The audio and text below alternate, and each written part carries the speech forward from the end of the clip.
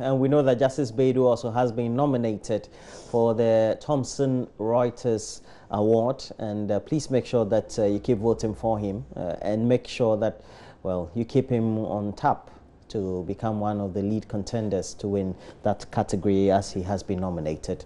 Well, this is a story for which he was nominated for. Nearly half of all the food produced in Ghana does not make it to the final consumer, according to a 2014 study. And the situation apparently has had implications for the country's food security. And in the following report, Justice Beidou travels to the Bonafo regional town of Amankwa Krom to tell the story of how bad roads are standing between food at the farm gate and the market.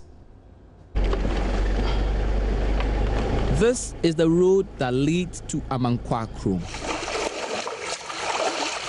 It's a small farming town of about 500 people in the Techima North district of the Brong-Ahafo region. This 5-kilometer stretch is one of many things standing between farmers here and the market. 70-year-old Joyce Farr is one of those farmers.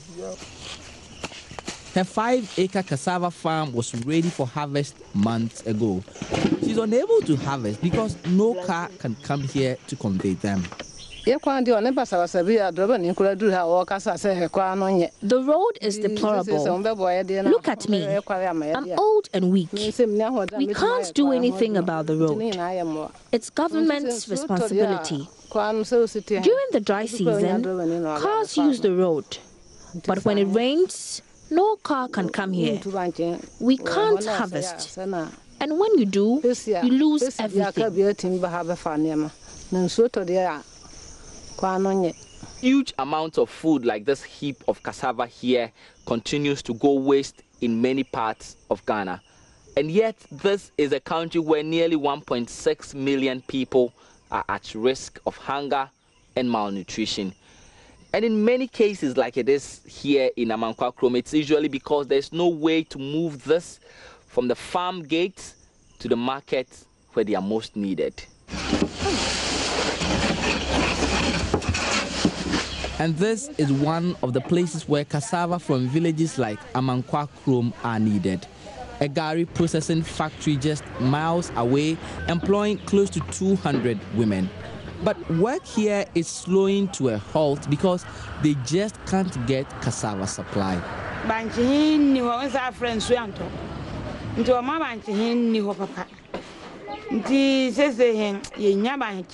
We can't get cassava due to bad weather.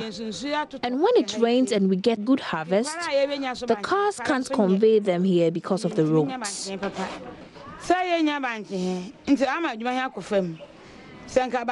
This factory employs many people, but it is almost empty now.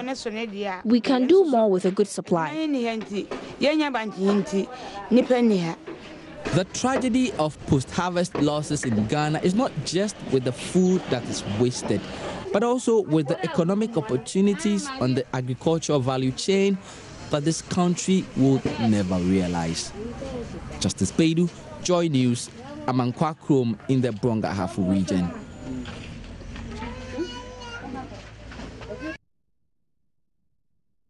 And we have the nominee himself streaming into the studio. Good morning to you, Justice. Good morning, Roland. How do we get to vote for you? I mean, I have voted, but generally. I mean, if somebody... so later this afternoon, the link would be on my Joy Online, but then also on the Joy News Facebook page. But basically, if you log on to the Thomson Reuters Foundation website, the link is also there. And I'm sure we are going to put it up on the screen and then have them go through the process. I mean, it's simple, really. It's just there are about 12 analysts for reputable media organizations in the United Kingdom, United States, who have been nominated for this, and it's all climax in end of October, Roland. So how did the nomination come about? So this story was a story that we did sometime last year, while I was working on a documentary that had to do with toxic smokes and women who do work in agro processing and have to inhale a lot of smoke because of the nature of their work. And so we had to visit some farming communities where they were talking about how they do not have access to the inputs. So for example, cassava to work with for gari processes, it's a problem, even though just 200 meters or sometimes 300 meters away, you have farms which have cassava available and yet are rotting away, only because the roads are bad. There are no cars to convey them to the farm gates, from the farm gates to some of these gari processing factories, and also to the market. And so yeah, this is the story that you just saw. You just played, Roland. And at the end of the day, we know that more than one story could have been entered. But in doing some of these stories, how do you get motivated, knowing that the subject within the stories really are in dire straits?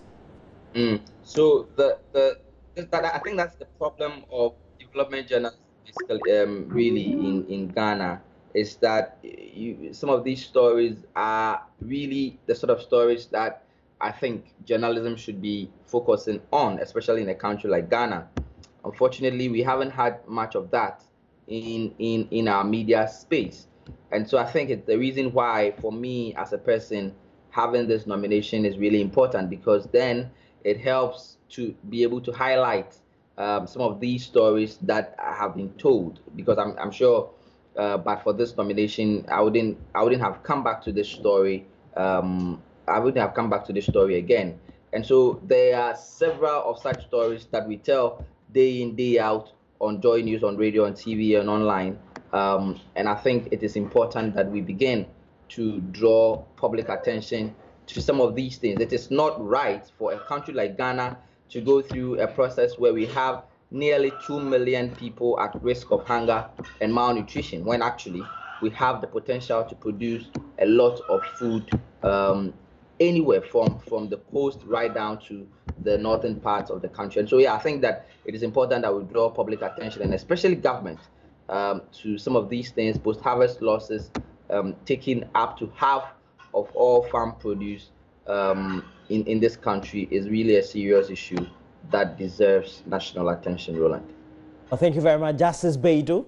And he has been nominated for the Reuters Foundation Award. So just go to the website of Thomson Reuters and you get to find the link for you to vote for him. And the category is video published. Justice is a multiple award-winning multimedia storyteller and 7 years of frontline media work. Having that as an experience, his work with the Daily Graphic, JoyNews, radio and TV, and Ghana's leading media houses. So please make sure that you go there, go and read about him and how you will get to vote for him.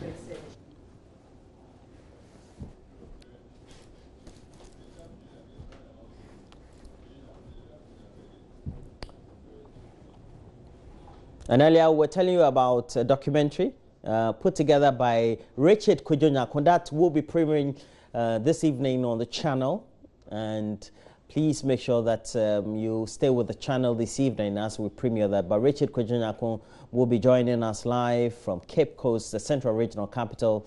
And we'll ask him some few questions about what some of the difficulties or challenges are, and in making sure that at least the main subject of the documentary will get to meet some of those objectives ultimately. But we have to take a break. When we come back, we'll do entertainment before we wrap up the show. Do stay on.